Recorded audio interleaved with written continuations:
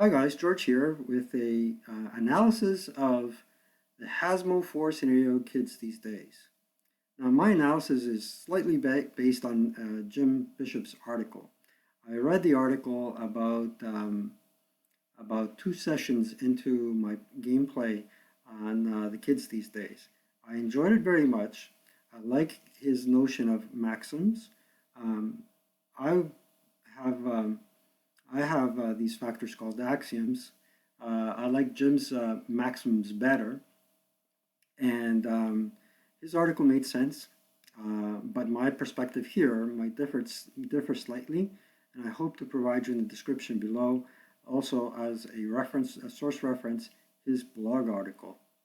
With that said, I'm going to turn off the video capture camera, so I will disappear, my handsome face will disappear, and you'll get the uh, pleasure to see the entire screen. Okay, so just a quick overview of the battlefield here before we go any further. As you can see, the battlefield presents two excellent routes of attack, at least two excellent routes of attack for the British player, for a flanking movement or a scattered assault. And for the German player, there's excellent sources of cover to cause any to ambush the advancing British, deny them concealment in their advance, and also there's also the opportunity to occupy some very strong defensive terrain to cause casualties at point blank range to the British player. So let's put all that into perspective, and let's start with the British approach first, or the British perspective. So maximum number one refers to victory conditions. And you may opt for an aggressive strategy or a more passive strategy, knowing what the victory conditions are first and foremost. So the victory conditions are threefold. You have to, as the German player, you have to deny the village by turn 6 to the British player. That grants you 15 victory points right there.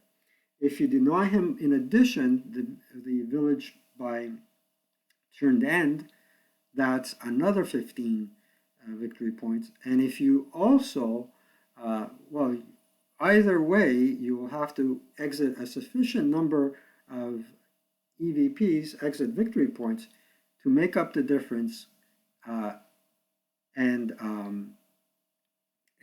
get your 40 victory points needed for a victory. So if you do A and B, that will grant you 30 victory points, and you'll need to exit another 10 to win the scenario. So with that said, you can opt for anywhere between an aggressive, moderate, or a passive approach. The aggressive approach for the British player is to take that village by turn 6 and deny the control of the village until the game end, and deny sufficient exit victory points to the German player so that they don't win. So there's pros and cons to this approach, and the pro is once you take that village by turn 6, you consolidate your forces and put them in the proper places to thwart a counterattack. Then you put the onus directly on the German player to exit enough victory points off the map board, and they'll have to essentially run the gauntlet. The con, though, the negative with respect to this approach is that, as you all know, any assault entails incurring casualties. So you'll have to be mindful of your casualties if you choose, as the British player, an aggressive attack approach.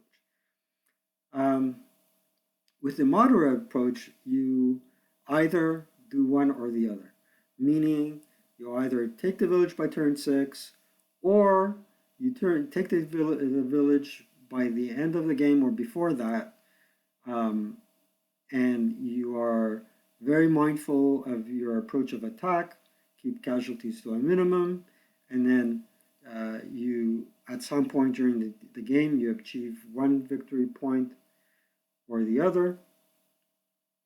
And then again, that forces the German player run the gauntlet, and they will have to exit more victory points than before to win the game. And the more passive approach is to just set up your British forces defensively in such a way that if any German player approaches, you'll deny them the ability to exit sufficient victory points to win. Yep.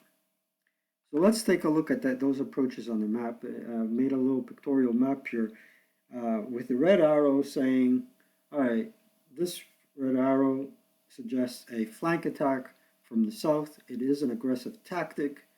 However, it affords you the most amount of cover to take the village. And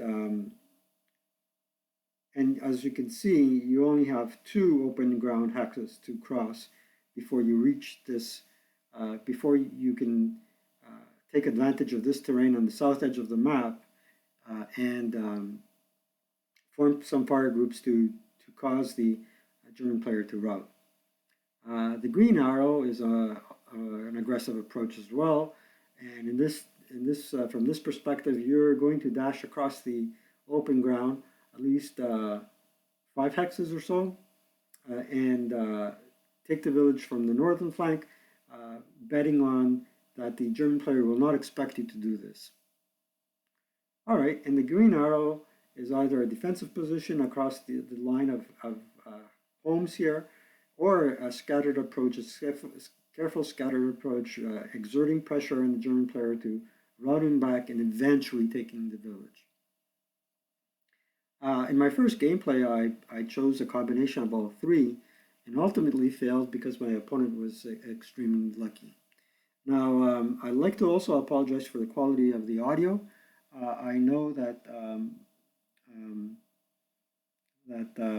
it's best to use a microphone, but in this case, my now aged Logitech microphone produces an annoying cracking sound at times. So it's probably wear and tear on the wire. I'm going to have to replace it. I've been through a lot of microphones, and this is the second or third recording of this video. Okay, let's move right along. Be mindful of some of the important elements in your OB, in particular the 57L AT gun, which is a quick setup weapon.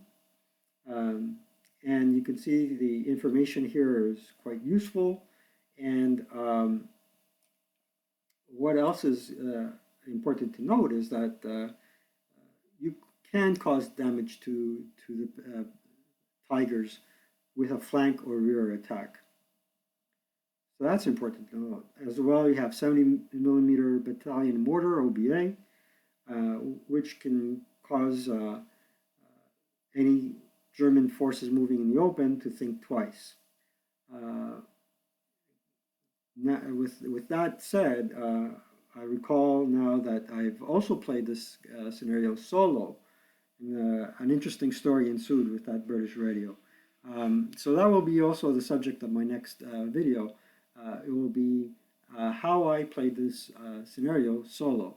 And you may ask yourselves, okay, George, are you pulling our legs here? The German player has to set up hip. How did you play this game solo? So I hope in my next video to share with you my knowledge with respect to how I played this game solo. Okay, from the German perspective, maxim number 1, you may opt from the victory conditions. Again, similar to the British approach, you can opt for a very aggressive to a very passive approach. The very aggressive approach is that you place your units in hip, but up front in the map, and you deny the British player a cakewalk or a milk run through open ground, and at the same token, you're taking every shot you can against the British player, hoping to inflict a considerable amount of damage, right? So the con here is if luck is not on your side, the British forces will overrun you. From a moderate perspective, you can deploy a half squad or 2 up front to deny um, the advancing British forces any concealment, and then ambush them towards the middle of the map and hope for the best. The passive approach is, again, you'll have all your units hit in positions where they can ambush the UK units in the rear and poise them for a counterattack. So the greatest fear is the unknown. And if the British player simply does not know where your forces are, um, they will hopefully take some time, more time than needed to take the village, and that will give you an advantage. And if the British player advances too far forward, you can probably even risk popping one of your forces out. And then what could happen is that you simply walk into a vacated hex that the British player inadvertently vacated. So all three approaches are plausible. Each one has their positives and negatives. Moving right along.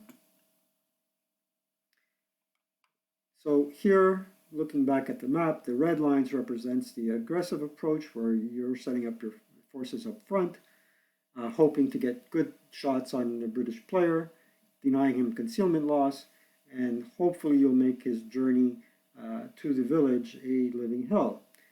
The green line is a rear defense, and basically what you have there is your forces are hit, and you're waiting for the British player to advance, and you take a good shot at point blank fire, double your firepower, and if they're not advancing from cover, you'll have the ability to break him and rout them. And the yellow line is the moderate approach, where you have some forces reserved in the rear, some in the front, and basically the forces on the front will take the opportunity to take fire on any unit that strays into open ground inadvertently, and you inflict damage. At the same token, you have a token force in the rear that they will have to think about before advancing. All right. A couple of things to remember about your OB. Maxim number 4 from Jim's article. There are scenario parameters, or what we usually call scenario special rules. Unarmed vehicles, number 6, with no passengers are automatically under recall. That's rule D5.341. Just remember, as a German player, that your half tracks are not unarmed.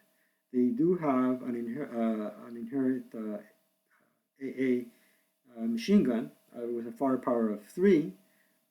Do recall that the machine guns can form fire groups. The half-track machine guns can form fire groups, and passengers can also fire from half-tracks, including their LMGs. For more information as to what type of weapons the squads can fire from the half-tracks, take a look in Chapter D of the rulebook, and that will reveal it. Now you have your Tigers, and they are the queen of the battlefield, but not invulnerable. You have to be wary of a couple of things. Side armor shots from the 57L, Piats, and then as well street fighting. Right? You advance those tanks in between two buildings, then the British player will have an advantage over you, and it's remarkable how street fighting can really be a very southward trip for a tank.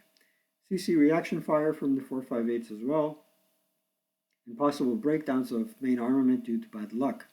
In my first game as a German player, I had at least one tank mouth his main armament twice. I didn't have to repair it. The rulebook says you may repair it, because if you mouth it for good, the tank is subject to recall. But I chose to repair it. I repaired it twice, but of course, between the time it mouthed and the time it got repaired, there was a significant lapse of time that pretty much rendered that tank useless. Yeah. Okay, so let's conclude. Conclusion and thoughts. So the scenario is well balanced. Um,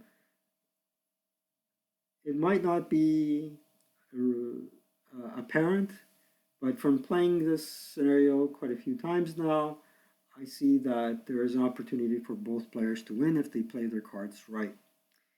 It offers a great amount of replayability. To confess, I did only play this scenario 3 times, including once solo. I would not hesitate to play it again, and for various reasons. Uh, the following bullet points are some of my reasons, in fact, why there's a great replayability factor. So it presents the players with interesting decisions. And one thing that I can tell you is whether you're playing the British or the Germans, um, what you need to do before starting to play this scenario is make a decision tree.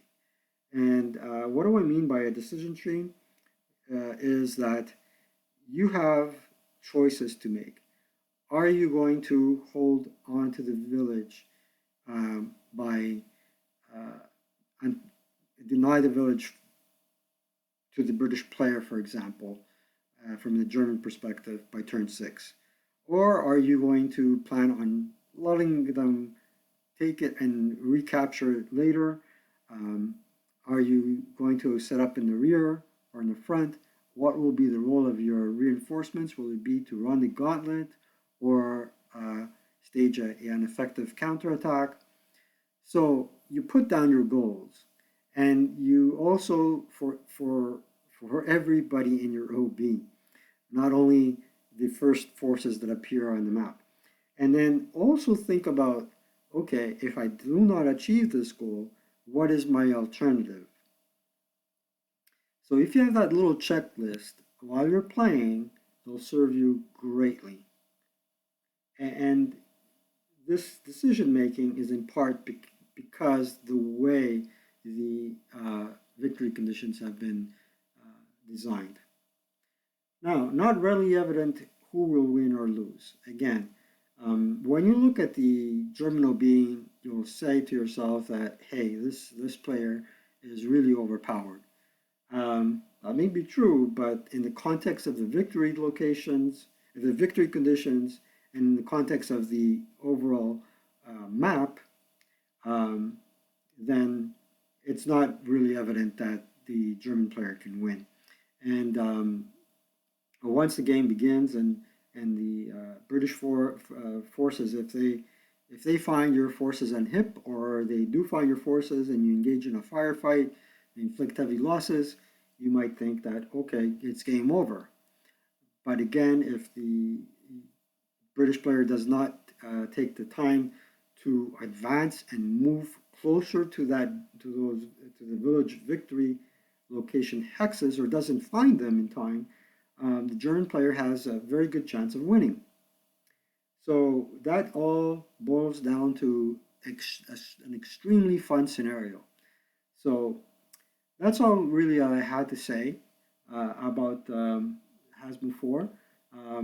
What will come up next is a video about how I played this game solo, and I played it from the British perspective. Um, and yes, the defender does start hip if they set up in concealment terrain. And I'll show you how I went about playing it solo. Of course, I wasn't able to use the Sassel rules. I'm not familiar with the Sassel rules, but Sassel I find to be a completely different game altogether with its own scenarios. Um, I basically did my own quote unquote rule set, and what ensued in my solo gameplay was a good story, a good narrative. Um, you can you can play the scenario, and at the end of that scenario, what you have in your head is a war story, more or less, or a good after action report. Um, play by play, you'll see that what will ensue are a lot of interesting situations and a lot of exciting situations. So with that said, and 20 minutes into this video, I will conclude for now and wish you guys a great weekend and a safe week ahead. And that's my sister. Take care, guys.